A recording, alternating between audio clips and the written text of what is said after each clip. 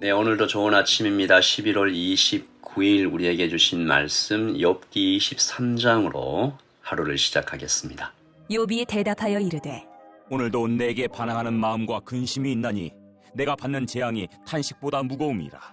내가 어찌하면 하나님을 발견하고 그의 초소에 나아가랴.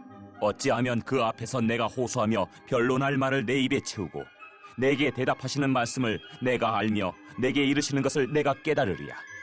그가 큰 권능을 가지시고 나와 더불어 다투시겠느냐? 아니로다. 도리어 내 말을 들으시리라. 거기서는 정직한 자가 그와 변론할 수 있은즉 내가 심판자에게서 영원히 벗어나리라. 그런데 내가 앞으로 가도 그가 아니 계시고 뒤로 가도 보이지 아니하며 그가 왼쪽에서 일하시나 내가 만날 수 없고 그가 오른쪽으로 돌이키시나 배울 수 없구나. 그러나 내가 가는 길을 그가 아시나니 그가 나를 단련하신 후에는 내가 순금같이 되어 나오리라. 내 발이 그의 걸음을 바로 따랐으며 내가 그의 길을 지켜 치우치지 아니하였고 내가 그의 입술의 명령을 어기지 아니하고 정한 음식보다 그의 입의 말씀을 귀히 여겼도다. 그는 뜻이 일정하시니 누가 능히 돌이키랴. 그의 마음에 하고자 하시는 것이면 그것을 행하시나니 그런즉 내게 작정하신 것을 이루실 것이라. 이런 일이 그에게 많이 있느니라. 그러므로 내가 그 앞에서 떨며 지각을 얻어 그를 두려워하리라. 하나님이 나의 마음을 약하게 하시며 전능자가 나를 두렵게 하셨나니 이는 내가 두려워하는 것이 어둠 때문이나 흑암이 내 얼굴을 가렸기 때문이 아니로다. 아멘. 하나님의 말씀입니다. 한번 더 읽으시면서 묵상하시겠습니다.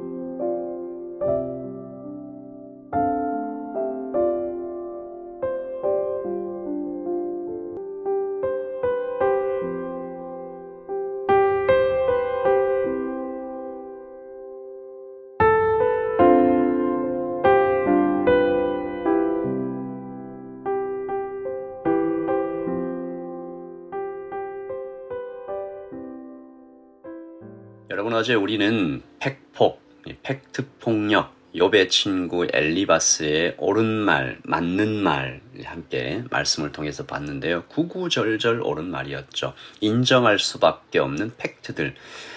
누가 그 부분만 딱 떼놓고 보면 상당히 믿음 좋아 보이는 말들로 보이기까지 하는 그런 말들이었습니다. 엘리바스가 하나님을 높이고 찬양하잖아요. 정의롭고 실수가 없으신 전능자 하나님을 막 보여주잖아요. 그리고 그 팩트로 욥을 책망하잖아요. 하나님은 실수가 없으신 분이니 너의 지금 고통은 당연히 너의 죄 때문이다. 그러니 인정하고 회개하라. 그러면 하나님께서 용서해 주실 것이다. 정확한 팩트들입니다. 그런데 동시에 폭력이었잖아요. 맞는 말인데 들을수록 아파요. 진리가 맞는데 들으면 들을수록 기운이 빠지고 마음이 낭망되고 기분은 상하고 왜 그럴까요? 여러분, 교훈과 도덕, 사실과 진리 그 자체는 복음이 아니기 때문입니다. 물론 유익하죠. 좋은 강연을 듣고 깊은 깨달음을 담고 있는 책들을 읽으면 또 인생의 선배들과 현자들이 전하는 그 충고를 듣는 것은 분명 우리에게 큰 도움이 됩니다. 또 그걸 듣고 굳은 의지로 실천하면 당연히 우리의 삶은 여러 부분에서 나아지겠죠. 일찍 일어나라, 친절하게 대하라, 계획을 잘하라, 다 좋은 말들이잖아요. 그러나 사람의 참된 변화는 오직 복음 안에서 가능함을 믿습니다. 여러분, 복음이 뭐예요? 복음은 나의 노력이나 자격이 아닌 그것과 전혀 상관없이 하늘에서 선물로 주어지는 사랑이잖아요. 심지어 그 사랑은 내가 죄를 짓고 있는 때도 또 하나님의 등에, 좀 이런 표현 써서 정말 죄송하지만 하나님의 등에 내가 칼을 꽂는 그 순간에도 똑같이 베풀어지는 어떤 방식으로요? 하나님께서 낮아지시는, 하나님 자신이 찢어지는 방식으로 우리에게 다가오시는 것이 복음이지 않습니까? 그 복음을 만나면 우리의 마음이 그냥 무너지는 거죠. 감격으로 그냥 뒤덮여지는 거죠. 소나기를 확 맞는 것처럼 그 사랑으로 젖어버리는 것이죠. 그러면 우리가 도대체 이 사랑이 뭔가? 그 사랑을 쫓아서 우리의 참된 변화가 나타나는 것이 아니겠어요? 나에 대한 인식이 달라지고, 나는 나를 못난 놈, 나쁜 놈, 또 어떨 때는 교만한 그런 자세로 나왔는데, 이 절대자께서 나에게 그 사랑으로 오셔서 가장 낮은 모습으로 나를 위해 죽어주셨다는 그 사실 앞에서 내가 교만할 수도 없고 낭망할 수도 없고 그저 그 은혜와 사랑에 뛰어들 수밖에 없는, 복음이 그렇게 우리를 변화시키는 것인데요.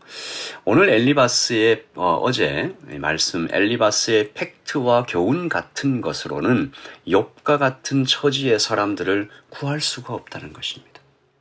오직 복음만이 욥과 같은 사람들을 구할 수 있는데, 그런 의미에서 오늘 욥의 기도는 굉장히 아프지만 진실하고 참 다행스럽게도 온 세상에 하나밖에 없는 그 구원의 길을 욥이 찾아가고 있습니다. 어떤 길인가요? 하나님께 나가는 것이죠. 여러분, 사람이 아프고 힘들면 누구라도 의지하고 싶어지잖아요. 그런데 욥은 사람이 아니라 오직 하나님께 자신의 형편과 억울함을 막 토해놓고 있어요. 3절에 보시면 내가 어찌하면 하나님을 발견하고 그의 처소에 나아가랴. 어찌하면 그 앞에서 내가 호소하며 변론한 일을 내 입에 채우고. 5절 내게 대답하시는 말씀을 내가 알며 내게 이르시는 것을 내가 깨달으랴. 하나님께 나아가잖아요. 욥이 지금까지 들은 말이 뭐예요? 그의 아내는 하나님을 원망하고 죽으라 라고 했고, 그의 친구들은 너 죄를 지어서 심판받는 거야 라고 했습니다. 어느 쪽이든 하나님과 멀어지게 만드는 말들, 사단적인 말들이죠. 하지만 욥은 그 말들을 들으면서도 또 상처 입고 아픈 자신의 그 처지와 심장을 가지고서도 다른 것이 아니라 하나님을 찾고 있습니다. 그는 하나님을 고통의 원인으로 보지 않아요. 나를 증오하시는 적대자로 인식하지 않습니다. 그는 하나님을 호소를 들어주시는 청취자이심을 잊지 않고 있잖아요. 4절에 어찌하면 그 앞에서 내가 호소하며. 그리고 6절을 보면 정말 기가 막힌 하나님 인식이 보이는데, 6절 그가 큰 권능을 가지시고 나와 더불어 다투시겠느냐? 아니로다. 도리어 내 말을 들으시리로다. 이 다툰다라는 표현은 법정 용어 아니에요. 잘잘못을 가린다라는 것이죠. 욥은 하나님이 이렇게 잘잘못을 가리시는 이른바 팩트 폭력을 하시지 않을 것이라고 얘기하는 겁니다. 오히려 내 말을 들어주실 것이다. 불쌍히 여겨주실 것이다 라는 믿음으로 나아갑니다. 여러분, 이것이 놀라운 이유는 지금 현재 그 어떤 징조도 사인도 없다라는 겁니다. 8절 그런데 내가 앞으로 가도 그가 아니 계시고 뒤로 가도 보이지 아니하며. 하나님은 침묵하고 계세요. 하지만 그는 하나님이 계심을 믿습니다.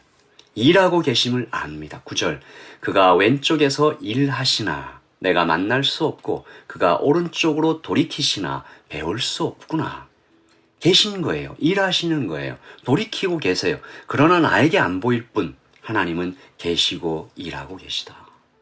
그리고 10절에 우리가 잘 아는 그 유명한 믿음의 고백을 내어놓잖아요. 10절 그러나 내가 가는 길을 그가 아시나니 그가 나를 단련하신 후에는 내가 순금같이 되어 나오리라. 욥은 하나님을 청취자, 살아계신 분, 전지자, 그리고 무엇보다 훈련하시는 분, 적어도 선한 스승으로서의 하나님을 고백하고 있습니다. 이 고백이 어디에서 나왔을까요? 그의 과거에서 나왔겠죠. 지금까지 하나님과 계속 쌓아왔던 그 기억들, 추억들, 경험들, 그곳에서 나왔겠죠. 이 고백은 그래서 그의 중심에 새겨진 깊은 신앙 고백으로 많은 세월을 거쳐서 그에게 새겨졌을 것입니다. 하지만 여전히 흔들리죠. 괴로워하죠. 16절, 17절을 쉬운 성경으로 읽어볼까요? 하나님께서 나를 낙심하게 하시고 전능자께서 나를 좌절하게 만드시니 앞을 내다볼 수 없는 어둠이 나를 감싸고 있구나. 여전히 흔들리고 괴로워하는 상황이 가득 있지만 욥이 계속해서 고백하면서 왔다 갔다 하지만 고백하는 것입니다. 욥의 믿음이 놀랍죠. 나는 이렇게 할 수 있을까? 모르겠습니다. 하지만 한 가지 아는 것은 우리가 고린도서에서 보았던 그 바울의 고백, 시험 당할 즈음에 피할 길을 주시는 하나님의 은혜입니다. 욥의 고백이 놀랍지만 고민하고 혼란스러워하는 것 또한 현실이죠. 다시 말해서 욥은 지금 발버둥을 치고 있는 것입니다. 사람마다 정도의 차이는 있겠지만 아무리 좋은 믿음을 가졌어도 닥쳐오는 고통 속에 흔들리고 고민하고 의심하고 불안해하는 것은 사람의 한계죠.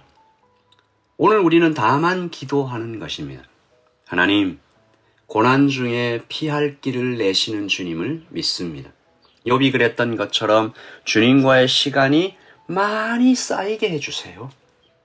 그래서 현재의 고난을 과거의 추억으로 이겨낼 수 있도록 도와주세요. 하나님, 지금까지 나에게 이렇게 신실하셨지. 이번에도 그러실 거야. 그리고 미래의 소망을 붙잡고 다시 일어나게 해주세요. 현재는 보이지 않는 하나님이시지만 그분이 사랑하고 계시고 일하고 계시고 내 곁에 계심을 믿음으로 붙잡게 해주세요. 주님이 어떤 분이신가? 복음으로 나에게 다가오신 분이다. 나를 위해 죽으신 분이다. 그런 분이 나를 위해서 무엇을 아끼실까? 그러면서 욥과 같은 결론에 도달할 수 있도록 우리의 마음을 붙잡아 주세요. 나의 길을 다 아시는 분께서 지금의 고난을 허락하셨다면 이것은 시험이나 책망이나 심판이나 고통에 밀어붙이는 것이 아니라 훈련이다. 나를 순금같이 만들게 하기 위하여, 어른으로 성장하게 하기 위하여 나를 이끌어 가시는 훈련이다. 나를 단련하신 후에는 순금같이 되어 나올 것이다.